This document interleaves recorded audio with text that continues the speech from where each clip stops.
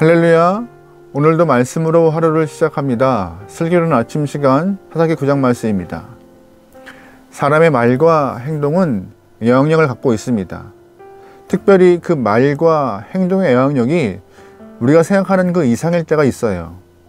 말하는 자의 또는 행동하는 자의 위치, 그가 갖고 있는 힘, 그가 갖고 있는 그런 여러 가지의 모습들이 높을 경우, 셀 경우에는 그 말과 행동의 영향이 더 크죠. 예를 들어서 초등학교 저학년 교실에서 선생님이 말 한마디는 굉장한 파워가 있습니다. 선생님이 어떤 한 아이에게 너는 이 미술을 참 잘하는 것 같아, 소질이 있는 것 같구나 라고 말씀하면은 아이는 선생님의 말씀을 마음에 품고 기분 좋은, 내가 정말 이걸 잘하는구나 라고 생각하면서 인생을 좌우할 만큼 귀한 말씀으로 아주 기분 좋게 그 이야기를 품고 살 것입니다. 반대로 분명히 오진이지만 의사 선생님께서 환자에게 얼마 살지 못할 것 같습니다 라고 말하면은 오진임에도 환자는 자신의 생이 얼마 남지 않았다는 그 말에 굉장한 영향을 받고 시한부 인생을 살 수밖에 없는 그런 존재가 돼버리는 것입니다. 말은 단순히 내 감정과 뜻을 전달하는 그런 수단과 도구가 아니라 한 사람의 인생을 좌지우지할 수 있는 굉장한 도구인 것입니다. 그래서 우리는 말과 행동 조심하고 또 주의해서 잘해야 하는 것입니다. 그런데 안타깝게도 오늘 본문 말씀에서 아주 비극적인 사건의 뿌리가 바로 기드온의 잘못된 말과 행동임을 우리는 좀 알 수 있는데요. 우리가 잘 알고 있는 것 같이 기드온은 이스라엘에서 하나님의 그 선택을 받은 귀한 사사의 역할을 잘 감당했던 영혼입니다. 7년 동안 미디안의 압제를 받고 있던 그 상황 가운데 하나님과 함께 그 미디안의 압제를 끊었던 귀한 인물이었죠. 하지만 그의 인생 막바지는 그렇게 바람직하지 못한 모습이었습니다. 생활이 방탕하였고 문란하여서 70명의 아들을 있을 만큼 여러 부인을 두었고 또한 첩까지 두어서 첩의 아이들 또한 많이 존재했습니다. 물론 첩에 아들 하나만 있던 것이 아니라 수많은 아이들이 있었겠죠. 그런데 대표적으로 어제 보았던 사사기 8장 말씀에 그 첩의 아들 중 한 명의 이름을 거론하고 있습니다. 우리 어제 보았던 사사기 8장 30절 말씀 좀 볼게요. 기드온이 아내가 많으므로 그의 몸에서 낳은 아들이 70명이었고 세겜에 있는 그의 첩도 아들을 낳았으므로 그의 이름을 아비멜렉이라 하였더라. 아멘. 첩의 아들의 이름을 아비멜렉이라고 분명히 짓고 있는데, 근데 문제는 그 아들의 이름을 아비멜렉이라고 지은 것이 문제가 됩니다. 왜냐하면 이 첩의 아들이었던 아비멜렉, 그 아비멜렉의 이름의 뜻이 참 그 당시 모든 것들을 다 대변할 수 있는 상황이었기 때문에 문제가 된 것이죠. 아비멜렉이라는 이름의 뜻은 나의 아버지는 왕이다 라는 뜻이에요. 나의 아버지는 왕이다. 이렇게 기드온이 첩의 소생에게 이름을 지어준 이유가 무엇일까 생각해 본다면은 아마 그 아비멜렉이라는 아들에게 지금 힘을 주기 위해서 이름을 지어줬을 것 같아요. 기죽지 마. 정실부인의 아들이 아니라 첩의 소생이라고 사람들이 너를 업신여기고 깔보고 그렇게 여길지라도 너의 아버지가 너에게 이름을 주었던 이 뜻을 좀 기억하며 기죽지 말고 당당하게 살아 라고 이렇게 아버지의 따뜻한 마음이 있지 않았을까요? 그래서 너의 아버지는 왕이다라는 이름의 뜻을 가진 아비멜렉이라는 이름을 허락하여서 그 영혼이 살도록 기드온이 배려했던 것 같습니다. 분명 배려했을 것이에요. 하지만 기드온이 첩의 아들을 향하여서 이름을 아비멜렉이라고 지었던 그 과정 가운데 자신의 정체성이 분명히 드러나고 있음을 우리는 잘 알아야 할 것입니다. 무슨 뜻이에요? 바로 기드온이 아이에게 너의 아버지가 왕이다라는 이름의 뜻을 가진 아비멜렉 이름을 준 것은 기드온 자신이 왕이라고 인정하고 있는 것이고 내심 그렇게 품고 있는 것이에요. 아비멜렉이라는 이름을 통하여서 자신이 어떻게 스스로 생각하고 있는지, 잘 알 수 있는 부분임을 우리는 파악할 수 있어요. 사사기 8장 말씀 보면은요, 이스라엘 사람들이 기드온에게 와서 왕이 되어줄 것을, 또한 당신의 가문이 우리 이스라엘을 다스려줄 것을 요구하고 있지요. 하지만 기드온은 그들의 요구를 거부합니다. 하지만 내심 기드온은 그 마음 안에 이미 욕심이 자잡아 있었고 사람들의 부추김을 통하여서 왕 같은 마음을 품고 있었습니다. 자리만 왕이 아니었지, 위치만 왕이 아니었지, 왕과 같은 마음의 삶을 살고 있던 것이었어요.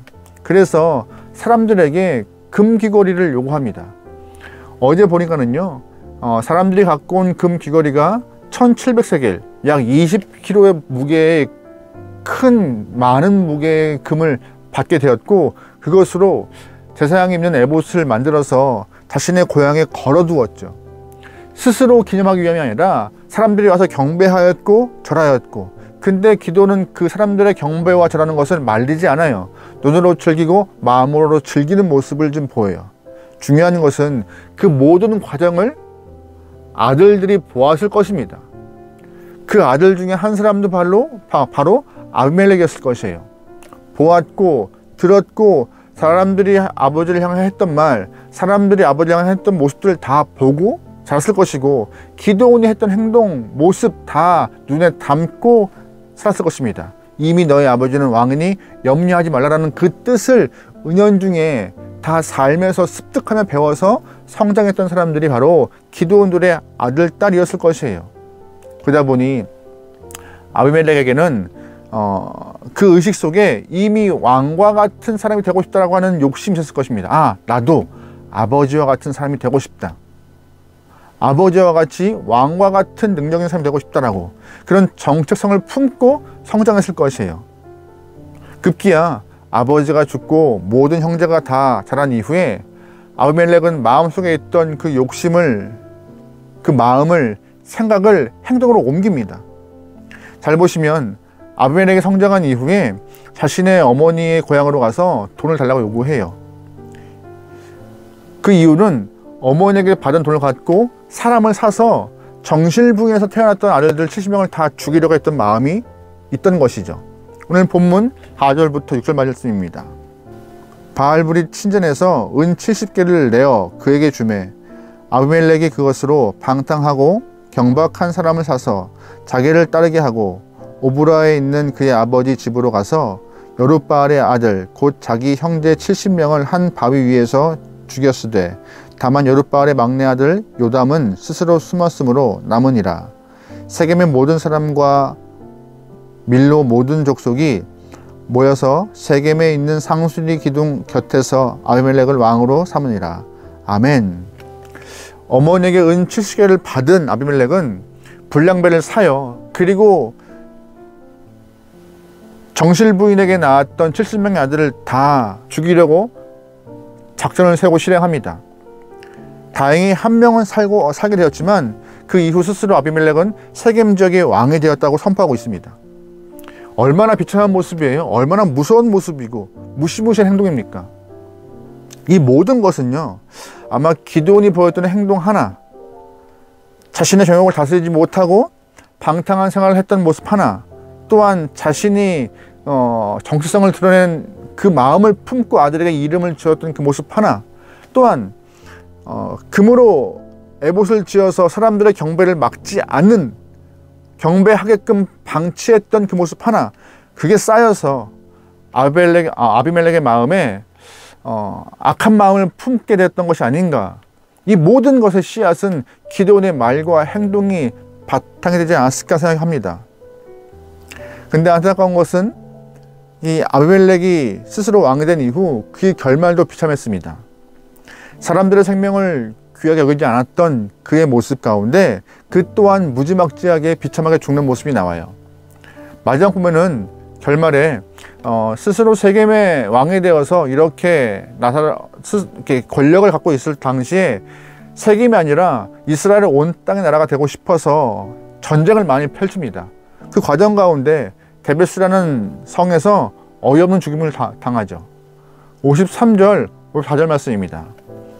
한 여인이 맷돌을 윗짝을 아비멜렉의 머리 위에 내려 던져 그의 두개골을 깨트리니 아비멜렉이 자기의 무기를 든 청년을 급히 불러 그에게 이르되 너는 칼을 빼어 나를 죽이라. 사람들이 나를 가리켜 이르기를 여자가 그를 죽였다 할까 하노라 하니 그의 청년이 그를 찌르매 그가 죽은지라. 아멘. 잘 보시면 전쟁터에 나갔던 아비멜렉의 결말을 우리는 볼 수 있습니다. 욕심 때문에, 자신의 욕망 때문에 정실부인의 아들, 기드온의 아들 69명을 한 번에 몰살시킨 그 아비멜렉, 또한 자신이 왕이 되고자 수많은 전쟁을 일으켰던 그 아비멜렉의 모습은 자신의 생명 또한 쉽게 빼앗겨버리는 그런 결말로 인생이 끝나버립니다. 결국 이렇게 죽을 수밖에 없는 그런 비참한 결말이 아비멜렉의 안타까운 모습의 삶이었죠. 우리는 이 말씀을 통하여서 두 가지 결론을 얻을 수 있을 것 같습니다.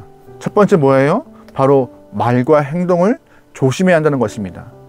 기드온의 말과 행동은 쌓이고 쌓여 아비멜렉에게 영향을 미친 것이고, 그 아비멜렉은 상대방의 생명을 빼앗아 자신의 욕심을 취하고자 하는 그러한 결말로 드러나고 있죠.